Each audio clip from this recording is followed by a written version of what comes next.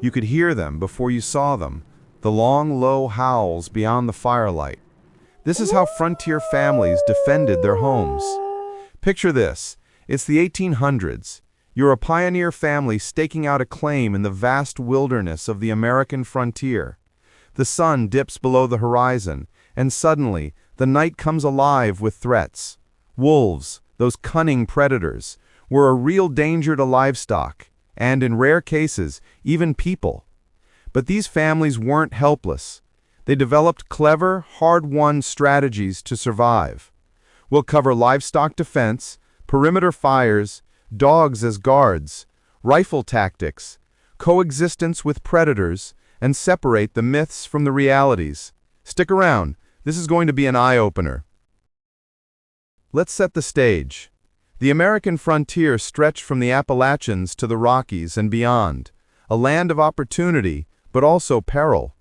Families built log cabins or sod houses, often isolated for miles. Winters were brutal, food scarce, and wolves, gray wolves to be precise, roamed in packs. These animals weren't the fairy tale villains we imagine. They were opportunistic hunters, drawn to easy prey like sheep, cattle, or pigs. Historical accounts show that wolf packs could decimate a family's herd overnight, threatening their very survival. But pioneers adapted, turning their homesteads into fortresses against the night. First up, livestock defense. Protecting animals was priority one because they were the lifeblood of the homestead. Food, labor, and trade all in one. Pioneers couldn't afford losses, so they got creative. They built sturdy corrals or pens close to the cabin, using logs or thorny brush to create barriers wolves couldn't easily breach. At night, livestock was herded inside these enclosures, sometimes with bells on the animals to alert families to disturbances. In areas like the Midwest prairies or the Rocky Mountains, settlers would rotate grazing spots during the day to avoid predictable patterns that wolves could exploit. Some even used wolf-proof fencing, though materials were scarce. Think split rails reinforced with wire when available.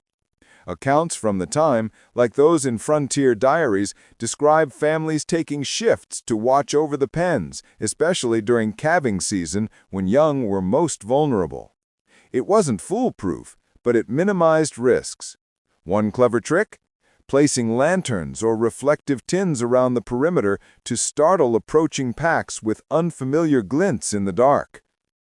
Now, let's talk about perimeter fires, a classic defense that's as simple as it is effective. Fire was the great equalizer in the wilderness.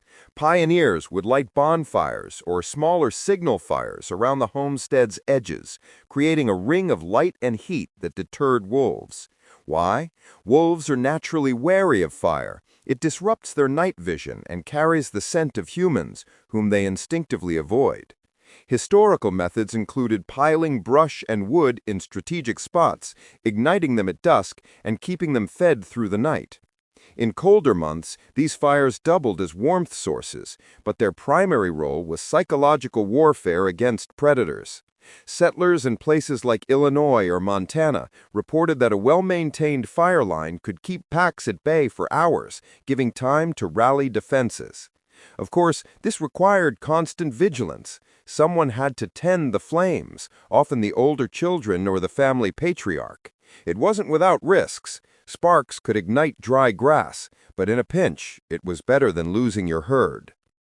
Dogs, as guards, were another cornerstone of homestead protection, and boy, were they heroes of the frontier. These weren't your pampered pets. They were rugged, working dogs, often mastiffs, hounds, or mixed breeds bred for size and ferocity. Pioneers relied on them to alert to intruders with barks that could wake the dead. A good guard dog would patrol the perimeter, chase off lone wolves, or even engage packs if needed. Historical records show that dogs were used in hunts, too. Ring hunts, where communities gathered to encircle and eliminate wolf packs, with dogs flushing them out. In everyday life, these canines bonded with livestock, sleeping among the sheep or cattle to act as living alarms. Breeds like the Great Pyrenees, though more modern, echo the livestock guardian dogs of the era, which originated from European stock brought by settlers. They deterred not just wolves, but bears and coyotes, too. One story from McDonough County, Illinois, recounts how neighboring men used dogs to raid wolf dens, preventing future threats. It was a partnership. Humans provided food and shelter. Dogs offered unwavering loyalty and sharp senses. When prevention failed, rifle tactics came into play. Firearms were the ultimate line of defense on the frontier. Pioneers favored long rifles, like the Kentucky or Pennsylvania models, accurate at distance with black powder loads. Tactics were straightforward but effective. At the first howl or bark, the family would arm up. Men, and often women, would position themselves at cabin windows or loopholes, small slits in the walls designed for shooting. If a pack approached, they'd fire volleys to scatter them, aiming for leaders to disrupt the group. Nighttime ambushes were common.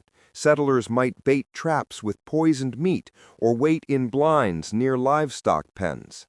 Community hunts involved rifles and dogs, driving wolves into kill zones. Poisoned carcasses were left out, though this was controversial even then for risking other wildlife.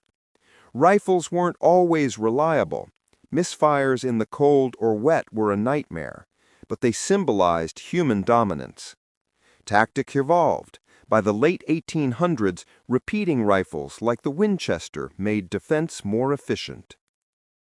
Coexistence with predators was tricky on the frontier. It was more conflict than harmony. Wolves were seen as vermin, competitors for game, and threats to stock.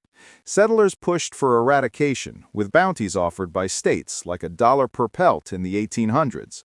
Native Americans, however, had a different view, incorporating wolves into legends as warriors, sometimes living alongside them without wholesale destruction. Pioneers learned some coexistence tricks, like seasonal herding to avoid wolf territories, or using non-lethal deterrents. But overall, the push westward led to wolves being trapped, shot, and poisoned en masse, reducing their range dramatically.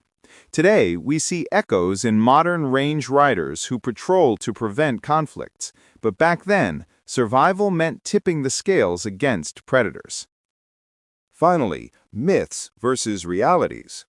Hollywood loves portraying wolves as bloodthirsty man-eaters, but that's mostly myth rooted in European folklore. Reality? In recorded U.S. history, only 2 human fatalities from wolves. They fear humans and rarely attack unless rabid or starving. Attacks on homesteads were real, but targeted livestock. Cattle and sheep losses were the big issue, not people. Myths amplified fears, leading to overkill, but pioneers knew the truth. Wolves were smart survivors, not monsters. Separating fact from fiction helps us appreciate their role in ecosystems today. Wrapping up, frontier families faced the wolves with grit, ingenuity, and community. Their methods, from fires to faithful dogs, echo in modern wildlife management. If you enjoyed this vlog documentary, hit like, subscribe, and drop a comment. What's your favorite frontier survival story? Thanks for watching. Stay wild out there.